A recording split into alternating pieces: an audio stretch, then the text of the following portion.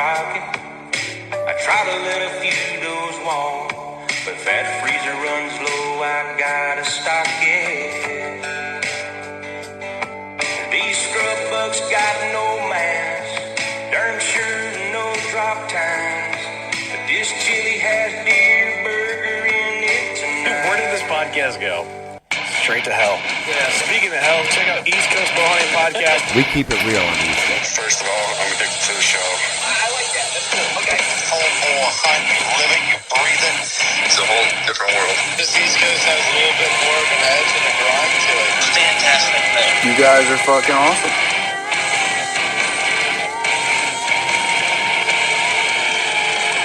I want to feel like I'm just hanging with the boys. But I actually saw Jesus. What we're in now, we're insane. I just want to get the realest people possible in the industry. You know, if we're not pissing people off, we're not doing it right. Welcome back to the East Coast Bowhunting Podcast. We are here in Mohegan Sun Casino at the 2019 Connecticut Outdoor Expo. And we are brought to you by Shabin Brewing, 100 Demons, Ethics Archery. Use promo code EastCoast10. Trev's Euros, Nor'easter Game Calls. Look out for the ECB Blood Series Turkey Pot Call coming out soon. Wild Edge Inc., the leader in mobile hunting. And we are presented by Working Class Bowhunter. Not just a podcast, but the brand in the hunting industry. We are here today joined by Edwin Roman from Soldier Solutions. Welcome, man. Hey, how you doing? Good. What do you think of the show so far? Today is great. Yeah. A lot of people showed up. Yeah, yesterday was a little slow. It always is. Friday. Always Friday's the first days. Yeah, people are still at work and they get here late.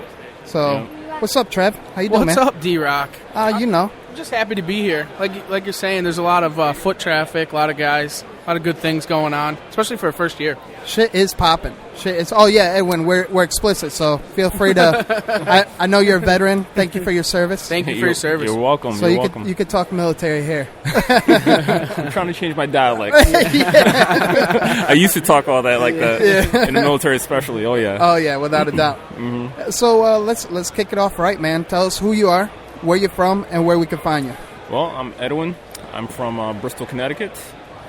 And actually, I work with Soldier Solutions. We're out of Wallingford, Connecticut. Okay, so talking to that mic. All right. Yeah, there we go. And your Soldier Solutions out of Wallingford, yeah? Yes. Okay, cool. Yep. And where can we find you? Me personally or the company? Both social media platforms or internet.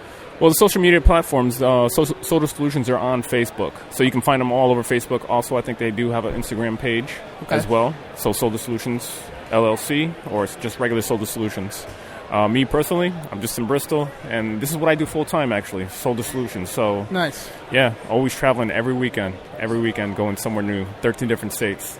Cool, man. Yeah. Cool. So can you give us a breakdown of what Soldier Solutions has to offer and who they're affiliated with? Well, Soldier Solutions is the owner of Soldier Solutions is Frank. Okay. His last name's kind of, I can't pronounce his last name, but it's a cool name. Okay. But the guy, we'll look it up. He used to be a UConn football player. Oh, nice. Yeah. So he got in business with Nine Line Apparel, which they started about 10 years ago out of Savannah, Georgia. So nice. They're cousins in real life. So when he got in with them, he decided to do his own thing, which is Soldier Solutions. And what Soldier Solutions does, they actually help, as you can see right here, TADSAW, Train a Dog, Save a Warrior. Nice. A non-profit organization down in San Antonio, Texas, which takes rescues. They rescue them for PTSD victims, seizure victims, veterans themselves. And last year our goal was 10 dogs. And in the 12th month we hit 10 dogs. Wow. So this year we're going for 15. Nice. And our company, Soldier Solutions, only been I think they've been in business for a little over 2 years now, fully. So we're a fairly brand new company. Nice. And I love what I do. I don't mind representing Soldier Solutions, the whole cause. That's why I actually quit my job and just came straight here, and started working this full time. That's badass. That's awesome. Yeah. What'd you used to do? Well, I did a couple things. I did work in Cabela's for a little bit. That was my little side job that I was doing. But I can take contracts, which I am a trained. I have all my certifications in executive protection. Oh, there you So I go. could be Civilian contracting. Yeah, I could do contracting going overseas, you know. Nice. So you're a good guy to know if we need someone taken care of. Yeah, fairly. So bodyguard basically. Yeah. CEOs, that's diplomats, you know, celebrities. Yeah, all those guys. Do you take them down with a bow too? That'd be some sick shit. What's that movie called? I can't remember that movie called, but that would be some sick stuff. Yeah. It would be funny. That's awesome, man. But so just coming into the show, and I was doing the rounds before the show even opened up, and I was just checking out all the booths and what we would like to exploit out of the East Coast, because I mean we're putting a stamp on the East Coast from tip to tip, Maine to Florida, and you said your boy out of 9 Line out of Georgia. I mean, shit, that's East Coast too. I mean, and everyone's familiar with 9 Line. Yep. So Soldier Solutions, that's why I really wanted you to come on, so this way you could kind of talk about what you guys are, because the whole 22. Yep. I mean, everyone that's in the service knows about it, and anyone that contributes to veterans knows about it. So can we elaborate a little more on that? Our main goal with the dogs is to actually take away from the 22 a day. If we can make it 21 a day, that'll be perfect, you know what I mean? Just one less life taken. Right. For any dumb cause, of course. Because when I came back from the military, what got me with this company was when I came back from the military, about 6 to 7 months after, in about, I would say close to August time frame, I actually had a friend commit suicide right there on base. Damn, man. So I understand the cause, you know. So that hit me hard. Yeah, it hit you at home. So it hit me real, you know, it hit me pretty good, and that's why I started working for these guys. So I appreciate everything that they do. Tadsaw alone, since 2011, has given out over 750 dogs already. That's really cool. That's a great company. Anybody can get in with them. They can donate at any time. They go on their website as well, which I would, you know, recommend, and try to save a life. Is it www.tadsaw.com or? Tadsaw.com or tadsaw.org. Okay. All the way at the bottom left of the, all right, cool. of the other one. Yep. Oh, okay. Nice. Yeah, that's awesome. Tadsaw.org. .org. Yep. Cool. So let's get off business for a second. Okay. I saw you over there at the Xbox booth checking out some bows. Yeah. I have a feeling you're a bow hunter. Oh yes. Yeah. Oh yeah. Cool. Let's dive into that, man. What We're do you all shoot about that. first off, though? I shoot deer and turkey. Oh, okay. Nice. Awesome. And what kind of rig you using? I have a Hoyt, a 2002 Carbonite. Yeah, And that's nice. what I have. That's- It shoots. I have a full 65-pound draw, so I don't know how fast that thing shoots, but it's still fast. It's still good. It's your bow and it's comfortable. It doesn't really matter the rest. Exactly. I know how to shoot it, and I shoot it very well. That's awesome. Nice. That's Nice. awesome. So yeah. you're out of Bristol. How was your deer season? Well, this year I couldn't really hunt at all, just because Okay. I got a newborn daughter now. Oh, congratulations. Yeah. Congratulations. That's awesome. 21-month-old. Yeah. And that kept me from actually, for the first time this year, from hunting. That's really cool. Yeah, but other I mean, than that... it was a shame that it kept you from hunting, but I mean, for a good reason. Mm-hmm. Well, you know, you got what your squirrel season. So squirrel season's like in the backyard right there. So Right. I was shooting those things like there's no there you tomorrow. go, popping them off. still hunting somehow. And still tasty, too. Oh well, I feed them to the dogs. Oh, do you? Oh yeah, they don't go to waste. We use everything. That's oh, yeah. awesome. That's Oh, awesome. yeah. I actually, I eat them myself. They're delicious. I have. You know. Yeah. They're banging. My first ever squirrel was a squirrel pot pie. Oh, that's really good. Yep. I love that. And that was at one of those DEP, the DEEPs. Oh, yeah. Their training Right. that they have free in Connecticut. Yeah. I went there one day and I was like, wow, I didn't know that. Yeah. I didn't know you can make this with that. They do a good job with the education, too. They do. We're going to have them on later today, actually, because they offer all the courses for free. You just got to sign up and register, and then they get you involved hands-on. Yeah. I mean, can't get any better than that. And I know one of the guys personally. I've hunted with him. He's actually brought me out for the first time dew hunting. Nice. His name is Bruce. Oh, and he's yeah, a cool I know guy. Bruce. Yep. Yeah, he's cool. Big beard, Yeah, he's chill. Oh, I yeah. like Bruce. He taught me a lot of things, and I still call him up once in a while to figure out where his hunting spots are and where he's at that day, you know. I'm sure he gives you his backup spots. He does. Actually, he does. He does a good job of it. He knows his areas. That's awesome. Oh, yeah. That's really cool. So when did you get your first deer? Who got you in the woods, actually? Well, when I was working a few years back, I was working with handicapped children. Oh, there you go. For 6 years, I did that. That's awesome. And so, yeah, it changed my whole life. Yeah, I Just bet. dealing with those type of kids. But there was a guy there that, you know, he was a nurse, and he was dealing with this, you know, kid in a wheelchair constantly. Yeah. And he actually brought me into bow hunting. Nice. He showed me all about bow hunting. I was like, yeah. I mean, the kid you were working with. The kid that he was working with. Oh, okay. But he himself was showing me all about bow hunting. Okay. He's been bow for years. Awesome. You know, mid-60s at least, but he loved bow. And I was like, well, I shoot guns. I want to do something else. Yeah. So he told me about bow hunting. Yeah. And I was like, that's interesting, you know. Right. So he took me out a couple times, and then I ended up buying his bow, his older bow, which Nice. is a carbonite. There you go. And we went to a competition one day, and I ended up beating him. Really? Yeah. That's awesome. He was like, that was luck. I was like, yeah, we'll do it again. we'll see if it's luck. The student surpasses the sensei. It's all natural, hey. Natural. Yeah, you know? yeah. But natural born killer, so to speak. Yeah. Well, hey, everything I touch is basically natural, you know. There natural you go. instinct, which is awesome. it's God-given. Yeah. You know what I mean? Yep. So I'm blessed with that. That's awesome. Yep. That's awesome. And then, bow hunting, I know we could relate to this. It's just once you pick up a bow and shoot it, it's just one of those intimate feelings, and there's nothing like it. It's nothing there really like isn't. It takes more of the body, more practice to actually be very good in what you're doing. And mental focus as well. Mental focus. It involves everything. Yeah, it involves everything. Instead of just picking up a gun, aim it, and shoot. Right. It's too simple. Exactly. I personally don't call that hunting. You heard it here on East Coast Bowhunting Podcast from a gun guy from the military. You heard that. You heard that. It's all about the bow. It's all about the bow because it's up close and personal. Yeah. You have to prepare a lot more when you actually go out. Right. Get your spot, get all that scent off you. Climb that tree or look out your area for that tent where you want to set up. Hell yeah. Downwind from them. Yeah, I hear that. So it takes a lot more instead of shooting something that's 200 yards away that doesn't know you're coming.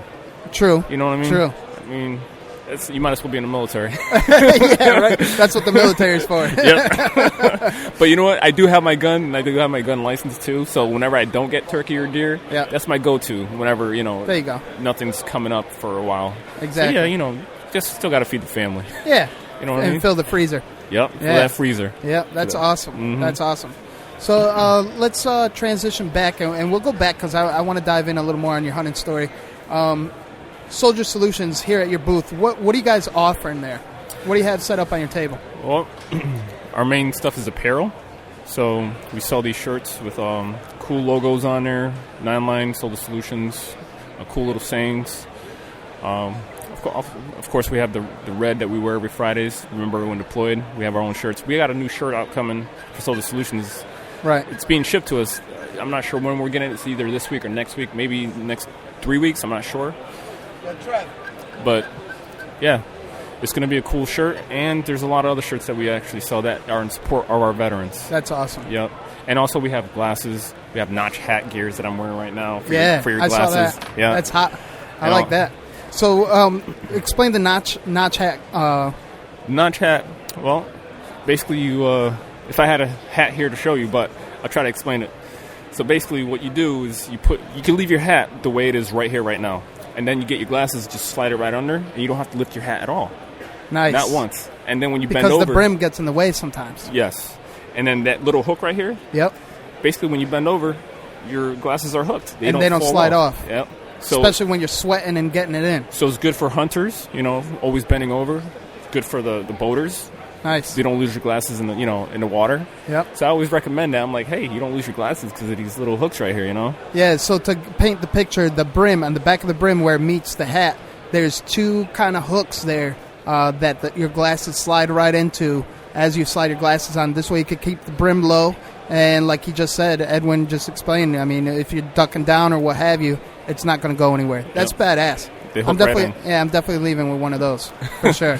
Better go get one because we're selling out of them. I bet. Because here I am wearing glasses and I can only go so low with my brim. You know? Mm-hmm. And they're good for prescription. They're good for sunglasses, any type of glasses. Yeah, that's awesome. That's awesome. And then we also sell other glasses too. They're called Epic Eyewear.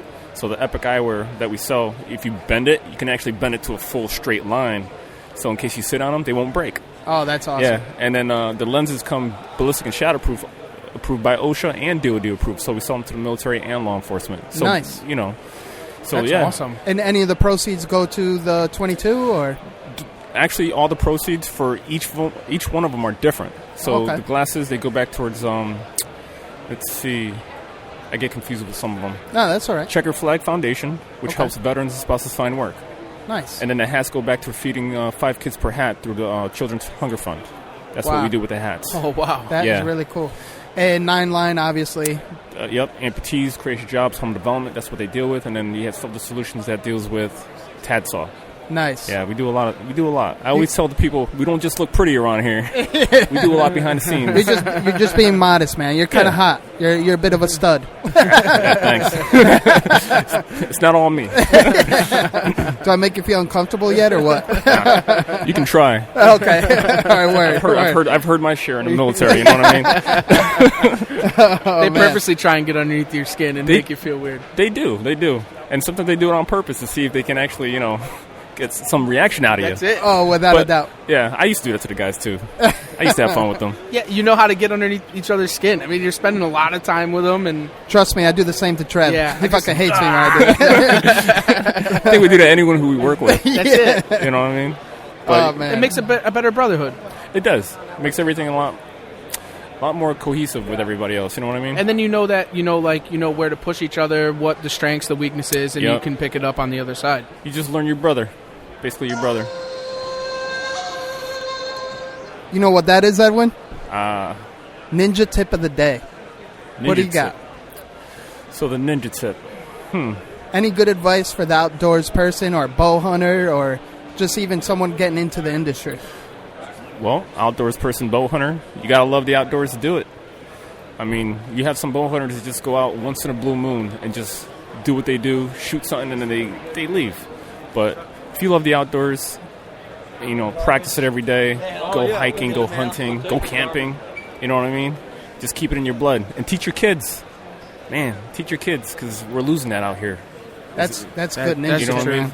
That's the truth. And everyone's depending on the grocery store to go get their food. You Yep. know? It's not like the old times anymore. No, it's not. But you have people like us that actually understand, what it takes, and that's the important part. And then if things do go down, right, we'll be the more successors out there, because we actually know what we're doing. Exactly. That's the truth. It is up to us too.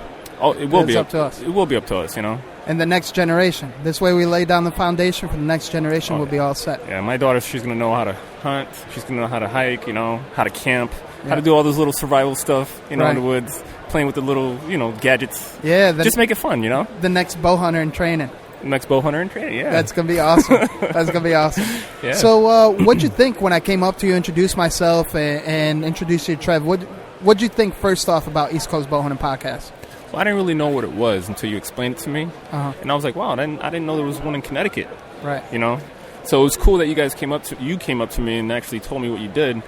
Other than that, I wouldn't have known. You got to, you just keep talking to people, make it bigger. Yep. That's it. That's what it is. is. So you got another subscriber right here. That's awesome. We like that. Yeah. We like that. So now that you got to know us a little more, you know exactly what we're about, and you're sitting here in front of us, in front of the show, doing the deed. What do you think about us now?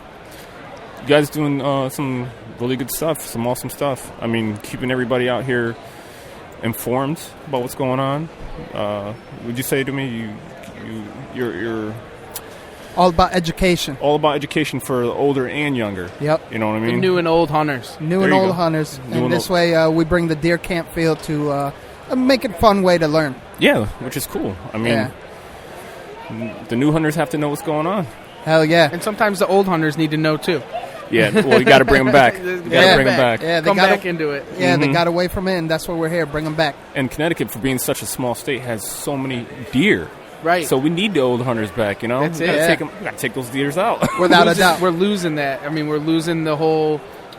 I mean, they're falling off. So we got to bring back the new and the old to kind of bring up the numbers, and so we can fight against some of the things that we have to fight against. Less car crashes, less accidents in the road. See, Deer, you get it. And that's the information we're trying to spread. Just education. And even for the anti, we always say it. If you're an anti-hunter and you want to take tags away from hunters out there, invest in conservation. You could get your hunting license, one less tag out there, buy some tags and bait zones and stuff. If that's not your forte, you could actually make a difference too, and it goes towards conservation.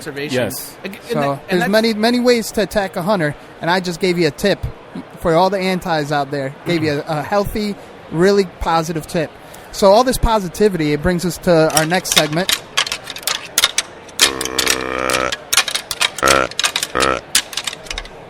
Edwin Roman. What's your pet peeve? What rattles your antlers? Well, there was one day when I was out hunting, and I parked my car backwards, straight from the highway. I don't know if you know about Route 5. Oh, yeah. Oh, yeah, Wallingford. of course. You know that area over there? Yeah, oh, yeah. Right by the railroad? I don't know what any business that a state trooper has to come check my ID. No business. Check your ID for what? To see if I was even legit. I was like, you were walking, driving? I was actually just getting dressed. Everything. I had my crossbow. I had my crossbow at the time. Oh, okay. Yeah, I was going. You're going in the woods. I was going deer hunting in the woods. Yeah. And this trooper just came up, pulled in front of my car, and just came out and came to the back and started asking me questions. I was like, "Are you serious? Yeah. Right? Don't you see me? I'm about to go hunting. I got everything here is all legit. Right. It's bow hunting season, and this is not your job. Yeah. Right. You know what exactly. I mean? That got me heated. Absolutely. That rattled your antlers? He probably was mad because he probably hunted there too, and he wanted to know who you were. Actually, he was like a young kid, like 21, 22 years old. Yeah. So I was like, all right, you must be in training or something. But he was by himself. So I was like, yeah, I know what you're doing, but you know what? I'm going to let it go right now. I'm not going to talk back. I'm not going to, teach you how to do your job. Because actually, I used to be a military police. Oh, no shit. So I knew exactly what he was doing. And I was like, he's just trying to, get his numbers up. Trying to make it look like he was working. Right. Getting the calls in there, Yep. Making them known. So I knew what he was doing. So I was like, I just let it go. That's crazy, man. That's crazy. And you know what?